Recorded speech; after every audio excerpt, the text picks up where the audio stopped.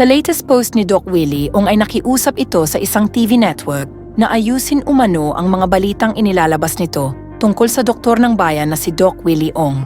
Ipinakiusap ni Doc Willie sa TV5 na linawin ang pagkakamali sa kanilang ulat tungkol sa isang Willie Ong na umano'y isang drug lord. Nilinaw ni Doc Willie na walang siyang kaugnayan kay Cassandra Ong at hindi siya sangkot sa anumang ilegal na gawain nito.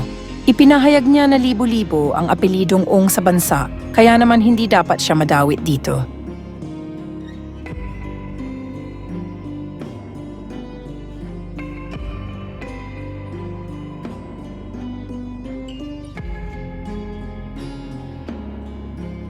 Fake news po lahat yan. Matino akong tao. Walang kasalanan kahit kanino, kasama ang isang pakiusap na patawarin ang mga nagpapakalat ng maling impormasyon. Ayon pa sa kanya, Lord, forgive these people and scammers for they don't know what they do. Matatandaang naglabasan ang mga fake news na umano'y anak ni Doc Willie Ong ang sangkot sa ilegal na pogo. Na si Cassandra Ong. Maraming mga netizens ang tila naniwala sa mga fake news na ito.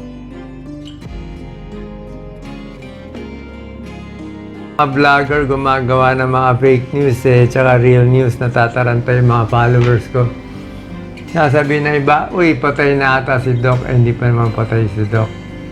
Yung isa, gumaling na si Doc, nag-miracle na. Ay, mabuti kayo, alam nyo pa, nag-miracle. Alam nyo talaga pag vlogger talaga ganyan. Katulad ngayon, lalabas to, mag-uunahan na yung mga vlogger. Gagawa na sila ng fake news para kumita lang konti. Yun lang po kasi talaga Kaya hilong-hilo ang kababayan natin sa tunay at sa hindi tunay. Tayo rin nagpapahirap sa sarili natin. Doc Lisa?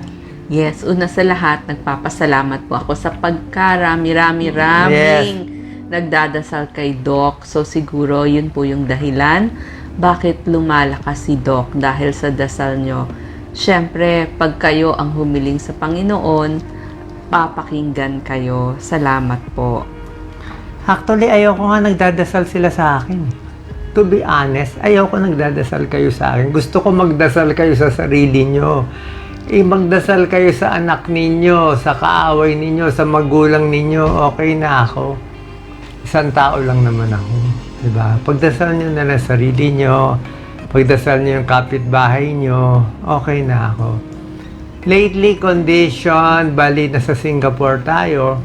Lagi ko naman sinasabi, kahit yung unang vlog, sinabi ko naman nasa Singapore tayo. Kasi nga, ang tagal nga nung test sa atin. So, nakakalimang linggo na kami dito. May good days, may bad days. Last 2 days, medyo bad days kasi ang isang side effect kasi nung chemo, titigas ang dumi, parang bato. So, pag parang bato yung dumi mo, fecal impaction, dudugo, para kang manganganak. 2 araw ako walang tulog, mahirap.